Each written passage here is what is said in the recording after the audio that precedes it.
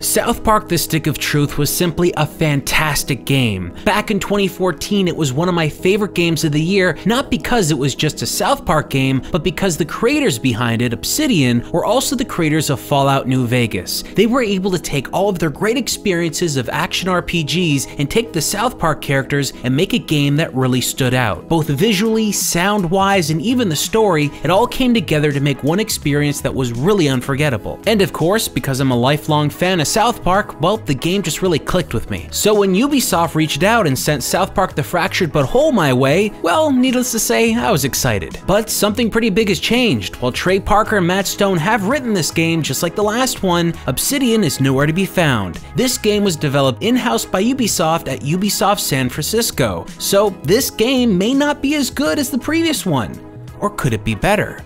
Let's find out. The previous game had a Lord of the Rings, Game of Thrones vibe, which fit really well with the whole RPG aesthetic, but this one is completely inspired by comic book superhero movies. If you're a fan of South Park, you'll no doubt recognize some of the superhero personas of the kids of the town, like Cartman as the Coon, and even Mysterion, who, if you don't know who that is, well, you probably weren't watching hard enough. Just like in one of the episodes of the TV show, the kids are coming together with all their superhero personas to try and create some large franchise to sell off, but before they can get their non-existent television shows and movies together, they have to get some money first. So when they find out that there's a missing cat in town with a cash reward, well, they seek off on an adventure to find it, and that's where the fun begins. Just like any good South Park episode, the story evolves in bizarre and strange ways, but these characters and this town and all the dialogue that's written in here is top-notch. This feels like a really long episode or even a really big movie. This is something that I thought was going to be over in maybe a couple of hours of gameplay, but I feel like it was even longer than the previous game. If you're a fan and you've seen the entire series, you're going to get a ton of the references that are being thrown at you. But if you're not, and you don't really know South Park, well, you might not really understand what's going on. Now, forgive me for a second here because, well, I gotta just fanboy out. The graphics on this game are perfect, absolutely perfect. It looks just like an episode of the TV series. Every single frame, every single moment felt as though they put a ton of time and effort into it, and it really does show. And although I really love the graphics from the last game, this game here, I have to say, is probably better. There's some better use of animations, better use of textures, and just tiny things here and there that make the game feel graphically like it's kind of an upgrade, which is really shocking because the other one I thought was perfect. But somehow the developers on this one managed to push the envelope further and give the graphics an even tighter edge. The backgrounds in South Park as a whole feel a lot more detailed in this game, with a lot of characters moving around and making the entire town feel like it's actually alive. Whether you're a fan of the last game or a fan of the show, you're gonna see a lot of familiar locations, but unlike the last game, this one I think utilizes better camera angles, which make exploring and going to areas a lot more fun and a lot more enjoyable. And with graphics this good, the sound quality is also on point. As you'd probably expect, all the voice actors from the TV series are back reprising each and every character. This adds a lot more detail to the game that I simply love because it really does make the game feel that much more like the series. This isn't really shocking or anything because it's what they did in the last game, but it's good to know that that same attention to detail and quality is still here. One thing I noticed more in this game than the previous one was the music. There seemed to be a lot more varied tracks being utilized, including weird tracks that just kind of fit the moment eerily well. Like whenever you fight the Raisins Girls, you hear music that kind of sounds like the Powerpuff Girls theme, and it just really does fit well. Now with this game, you probably knew what you're going to come to expect from the graphics and sound and the story and all that fun stuff, but the gameplay is where things kind of change, and in my opinion, I think they changed for the better. Now they didn't go and rock the boat or anything here. This still feels like an RPG, very much like the last game, but they've made changes to the interface and simplified things to feel a little bit more easier and faster to get around in. Your menus for crafting, inventory, costumes, powers and abilities and all that stuff is done through a cell phone menu that is really easy to get around in and makes the whole experience a lot more enjoyable. I know there's gonna be a lot of RPG players out there that hear me say the word simplification and they get nervous because they don't want their game dumbed down. But believe me, you've got nothing to fear. This is making things simple that should be made simple while still giving you that really great feel of customization that you get from a really good RPG. I played this game on PC PC with an Xbox One controller, and it felt natural, like I wasn't missing a beat. There wasn't a single moment when I felt like I needed to reach out to my mouse and keyboard to get through some messy interface. Everything worked great just with a regular controller in hand. One of the biggest changes to the gameplay this time around is the combat mechanics. The previous game used a turn-based approach, and this one does the exact same thing. However, now you can move your characters around on a grid system, which I really liked. The previous game's combat mechanics were okay and all, but I think this one works a lot better for me because, well, I like to be able to move my characters around on the grid and strategically place them in certain positions. This gave me more feel for the way that the battles were playing out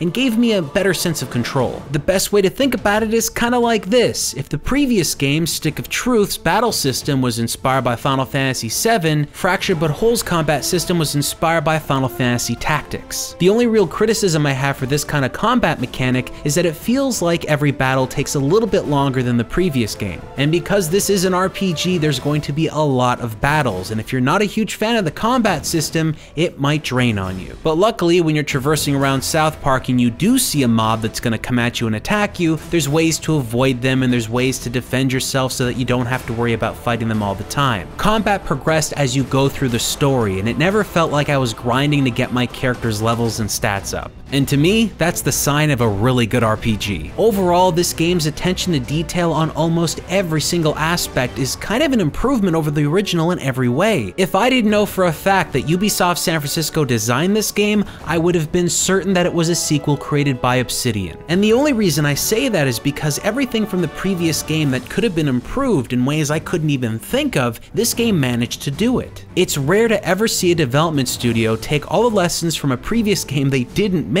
and improve upon it without the experience of making the original. And they did all of that without redesigning what the game was at its core, an RPG about South Park. There's only two groups of people out there who could possibly not enjoy this game: people that don't like RPGs and people that don't actually like or know South Park. For everyone else, this is a game to play.